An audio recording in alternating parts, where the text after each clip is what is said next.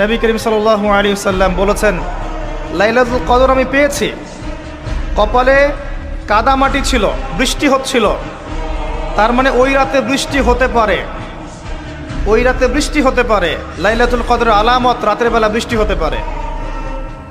বৃষ্টি হয়েছে, তিনি নামাজ পড়েছেন, কপালের মধ্যে কাদা লেগেছিল, তিনি বের হয়েছেন, সাহাবীদেরকে বলবেন কোন রাতটা লাইলাতুল কদর, আজকের রাতটা লাইলাতুল কদর, এটা বলতে বের হয়েছেন।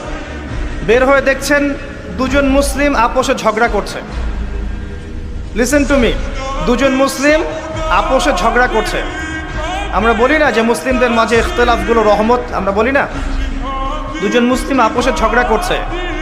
এই কাজটার কারণে আল্লাহ রাব্বুল আলামিন নবী সাল্লাল্লাহু আলাইহি ওয়াসাল্লামের হৃদয় থেকে এই কথাটাকে তুলে নিলেন। তিনি আর বললেন না এক্স্যাক্টলি কোন রাতে লাইলাতুল কদর ছিল, তিনি বলতেই